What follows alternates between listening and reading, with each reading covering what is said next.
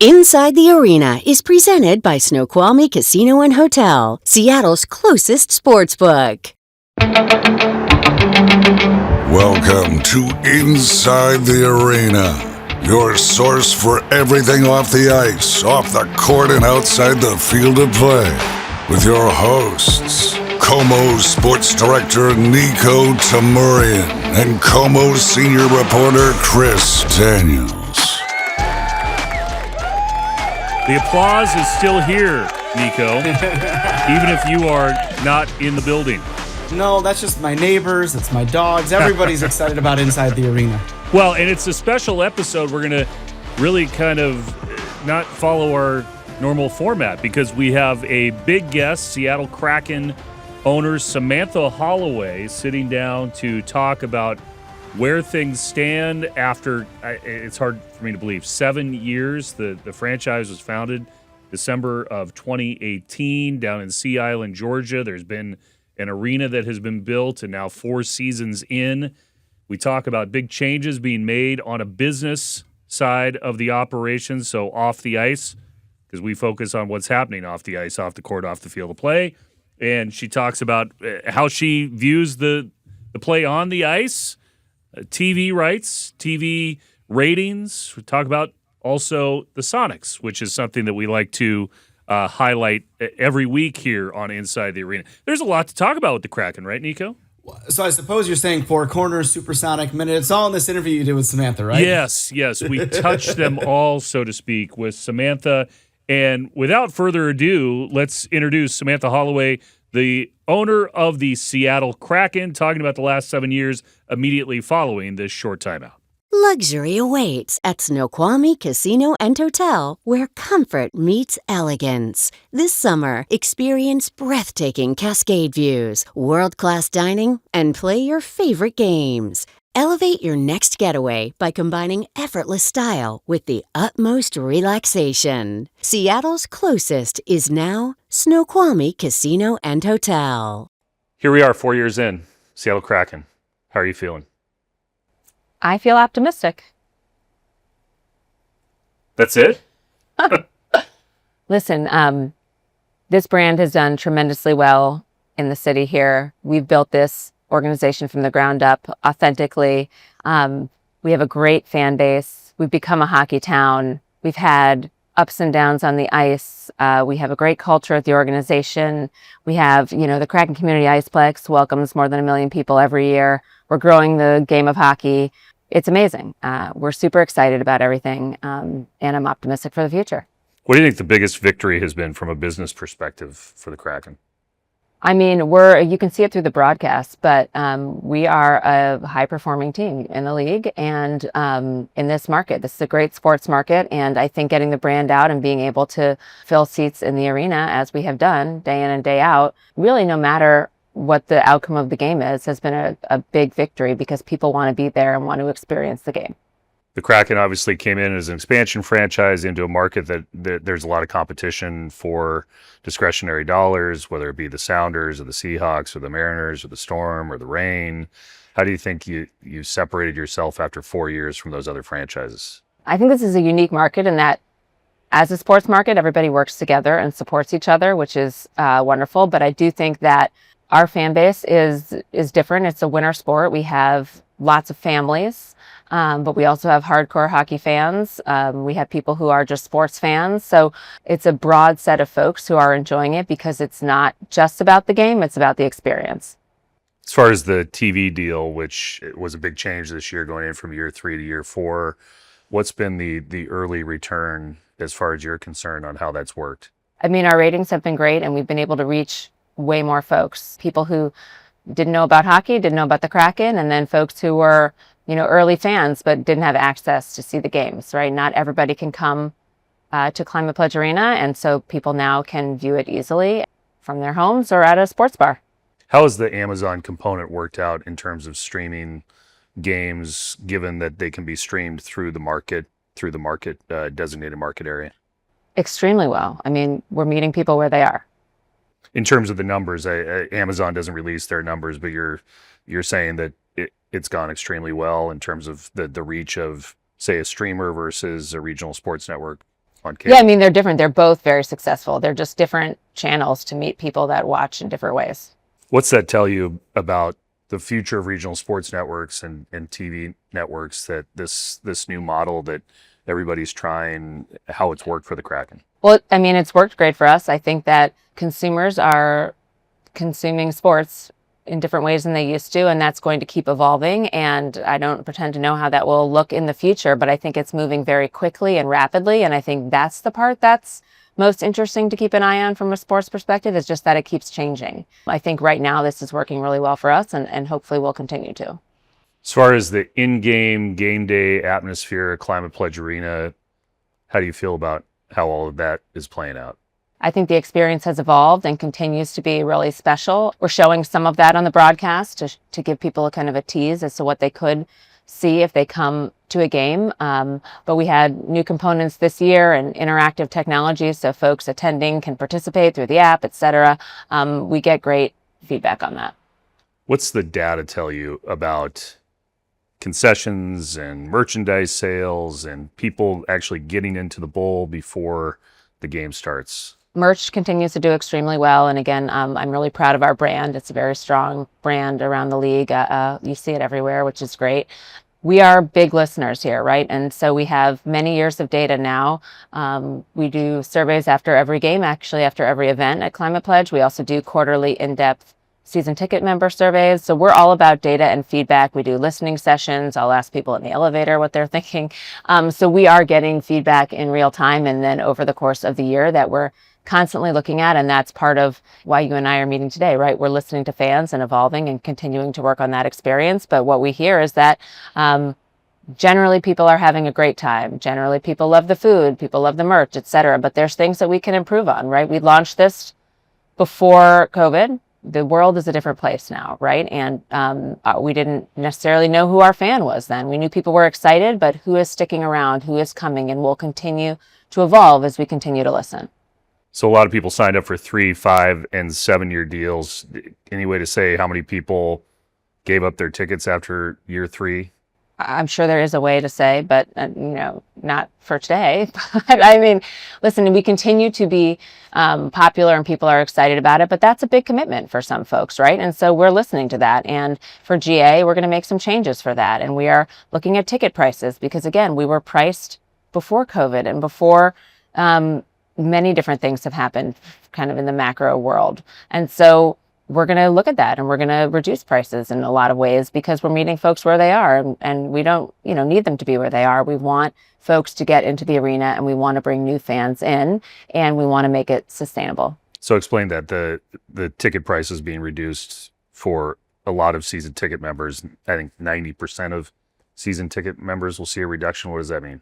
Yeah, so this is something that it's in the works for over a year, is looking at, we priced everything 5 years ago, essentially, right? And before we knew how many family packs people wanted, and before we knew where people wanted to sit in the bowl, and before we had a game in the building. So we just know so much more now to be able to reconfigure things, reinvent things, so to speak, so that, people in the bowl move around and the pricing makes sense for that. And we can encourage more new people to come, and we can encourage different family bundles, et cetera, so folks feel good about what they're spending. So this is for everybody in the lower bowl club section. They're going to see a reduction? Season ticket members.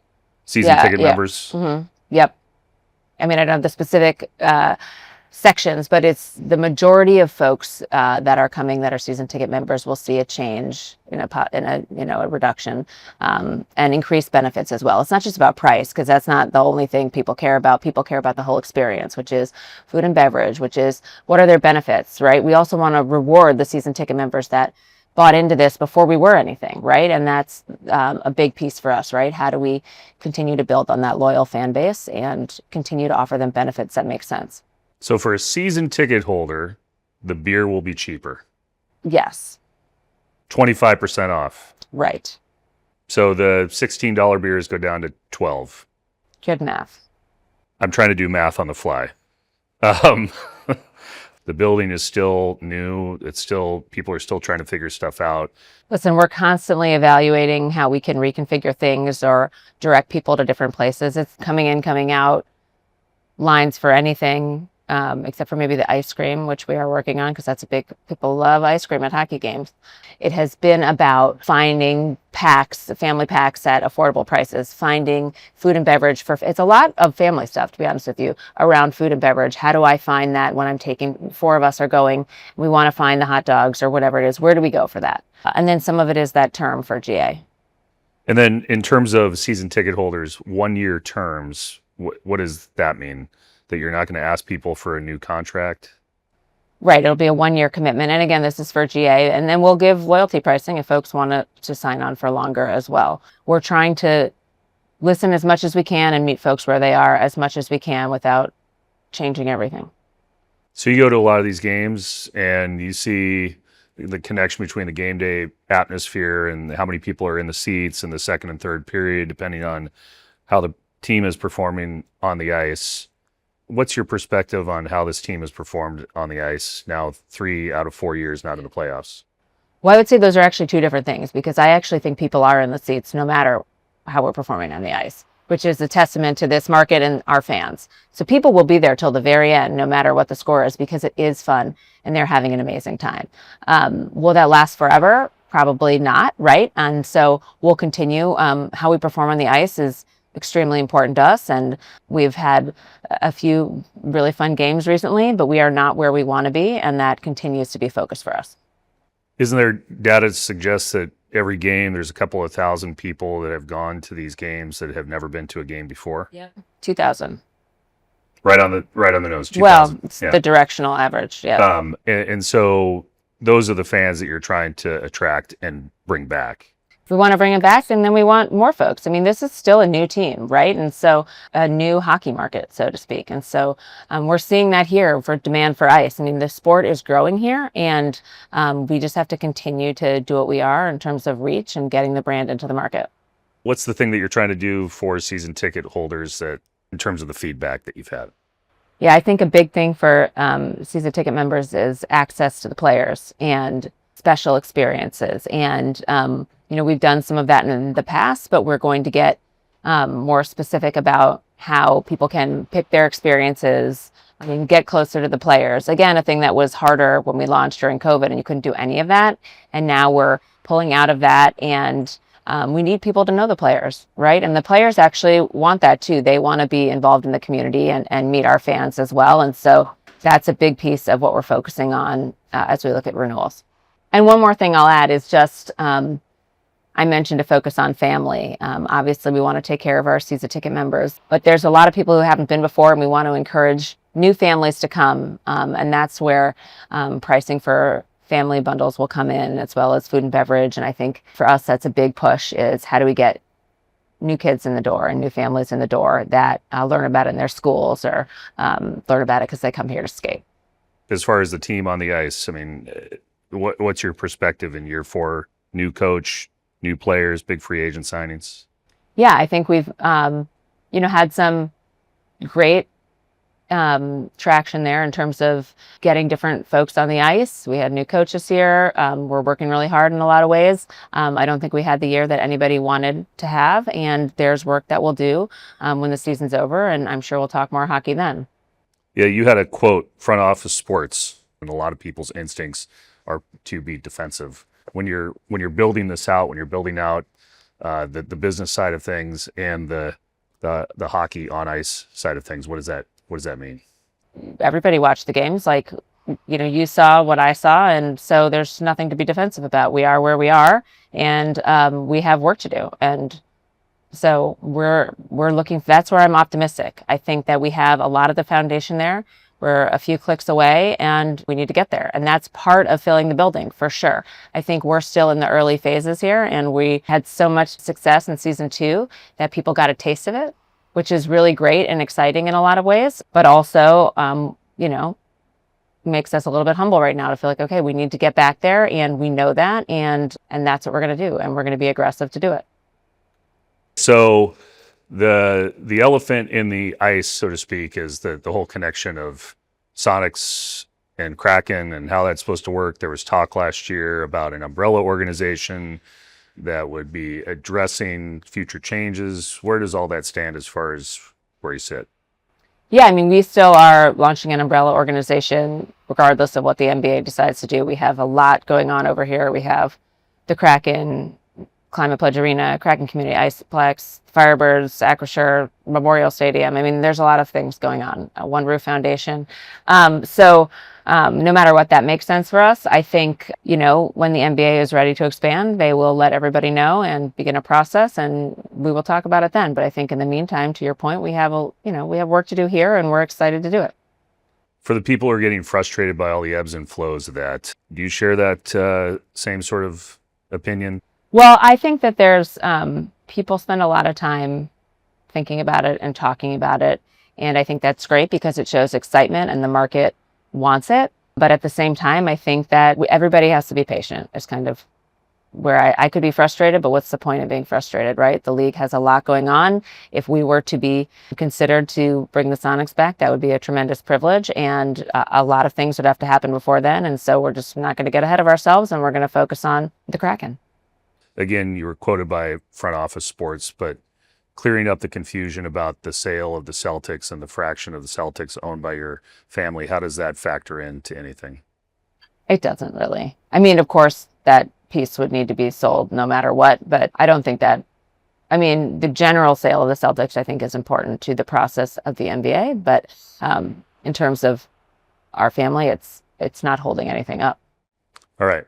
And last with Kraken. So 4 years in, going into year 5, where do you see this franchise in another 5 years?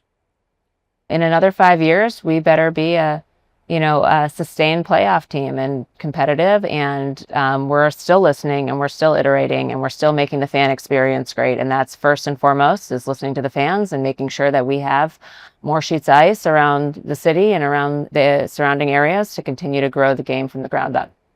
Anything else you wanted to add? I'm excited. I think we have a lot of work in front of us, and it's all good stuff. Snoqualmie Casino and Hotel's award-winning outdoor summer concert series is back. See amazing artists like Hanson, Austin Jenks, Melanie Fiona, and POD this summer overlooking the beautiful Snoqualmie Valley. Visit snowcasino.com for tickets. Seattle's closest is now Snoqualmie Casino and Hotel. All right, so Samantha Holloway had a lot to say there in that discussion about how she views the Kraken and the entire operation, which now includes Memorial Stadium. Just ticking all of this off to kind of summarize, in 7 years, not only is there an arena, there's KCI, there's the arena down in Coachella Valley, the AHL franchise, all of that has been started up. The Kraken will tell you they've sold out 128 games in a row, and 2,000 new fans to the arena every Kraken home game. You heard me allude to that during the conversation. And she would tell you that ratings have tripled as a result of this partnership over the air and with Amazon and other TV stations over the air outside of Seattle and markets like Portland and Boise and Spokane and Anchorage. So again, they are reducing the price of most of their tickets per Holloway. For 90% of season ticket members, they'll see their tickets go down. They're selling these 4-ticket, 4 hot dog, 4 sodas popcorn package for $150. All GA seats now have the option of a 1-year term. If anybody wants to have a longer term, they can get loyalty pricing. And I think you heard me talk about beer. It's something I like to talk about, Nico. 25% discount on food and beverage for all season ticket members. And they're also going to have a rotating item for $10, craft beer every game for $10, and then exclusive experiences for season ticket members. She's saying that's all coming out of extensive research that the franchise has done. I think, Nico, you know this. Year 1, people were complaining about the beer prices at Climate Pledge Arena. Of course, they did put a lot of private money, private equity into that building to get it built. Went well over what they had originally suggested at $650 million, sunk in $1.2 billion. So I think there was some understanding that they were going to charge a little bit more for beer prices. But that is going to be one of the things it sounds like that they've had a lot of feedback on, and they will, at least for season ticket holders, reward them with some lower food and drink prices. Well, yeah, and that's the thing. It's like both sides of that argument were always understandable. Like you said, you have to charge a little bit more for things when you're starting a franchise, when you're getting your footing, when you're paying for an arena that went over $1 billion and that sort of thing.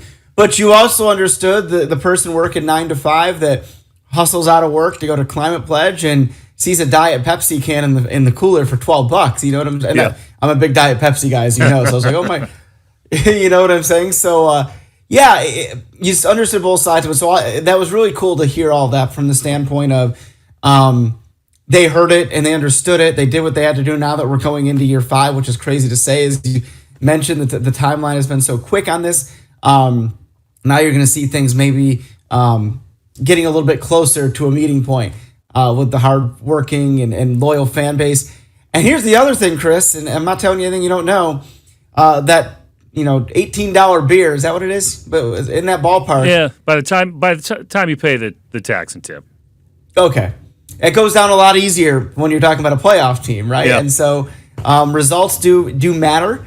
And I think having the inaugural thing is its own animal. So you kind of have this every other year thing. And I've said on this show, I really believe in this offseason and the ability that Ron Francis has that he created by making some really savvy moves at the trade deadline. So I really think the 2026, the 25-26 season could be that year that it really does all come together.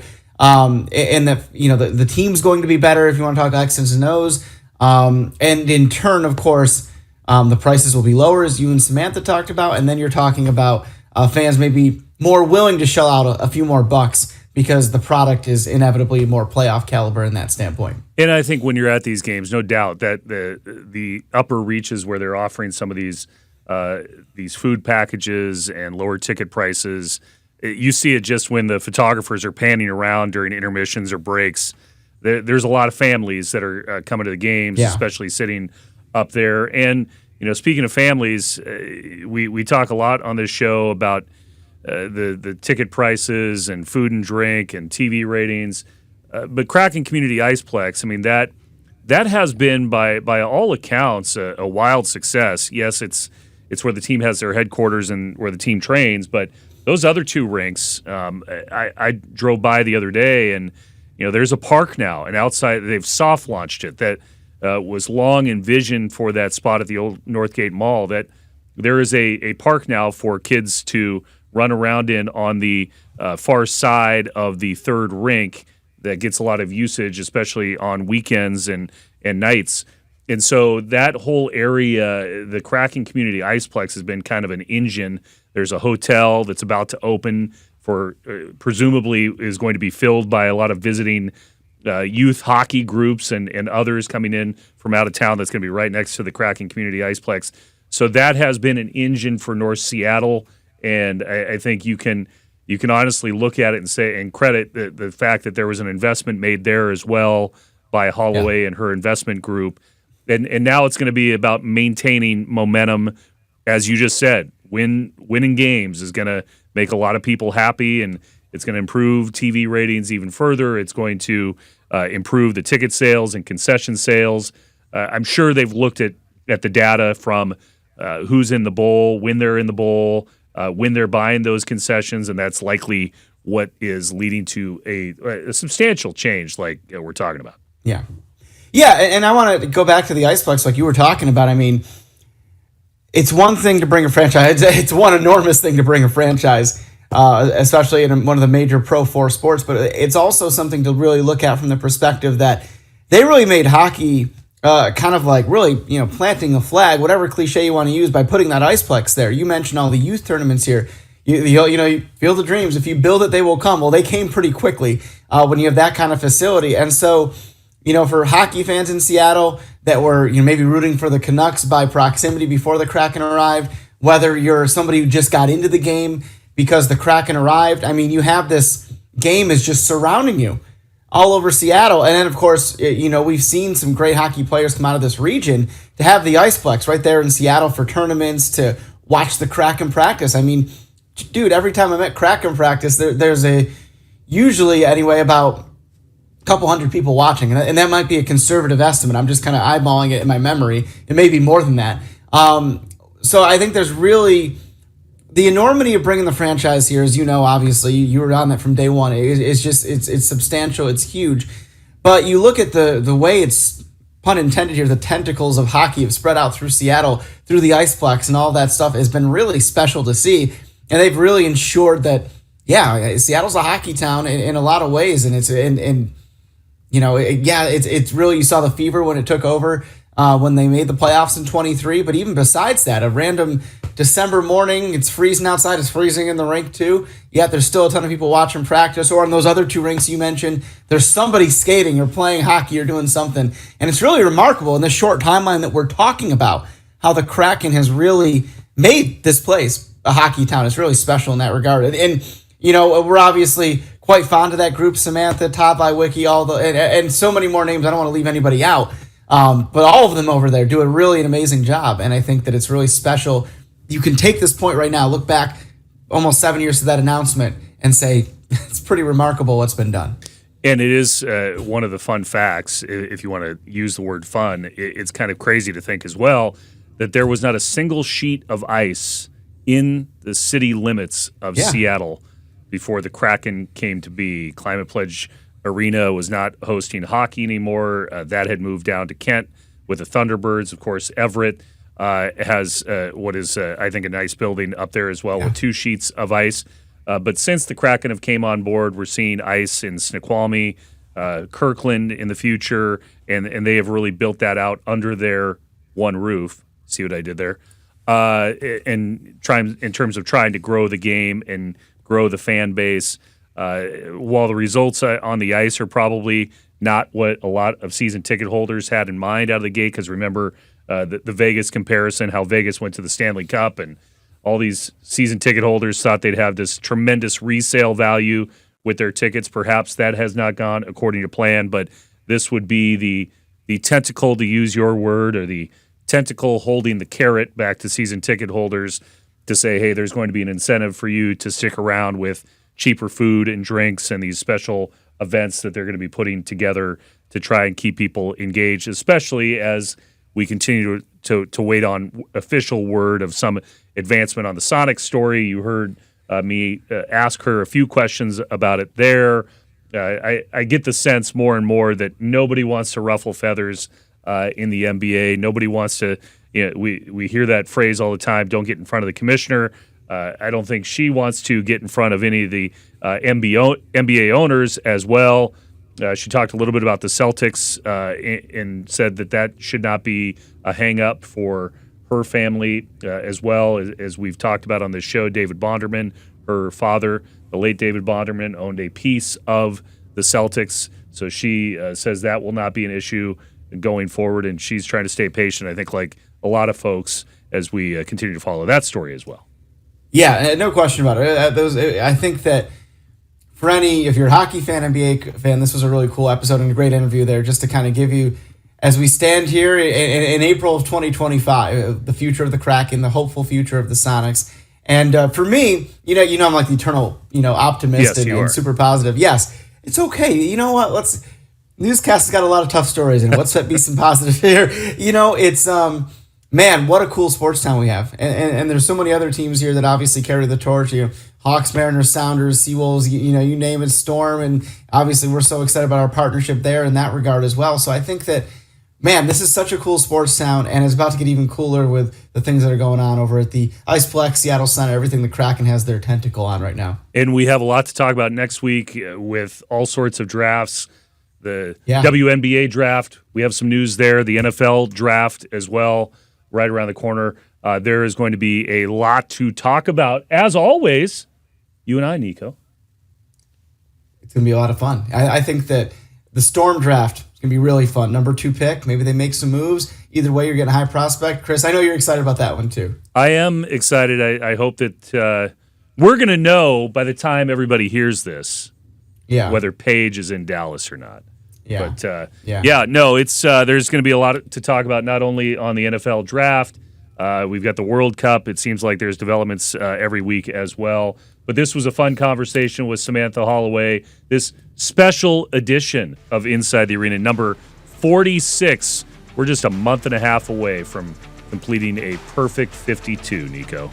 That sounds good to me. David Lee, take us out. You've been listening to Inside the Arena with Nico and Chris. Please subscribe on your favorite platform. Until next time. Inside the Arena was presented by Snoqualmie Casino and Hotel, Seattle's closest sports book.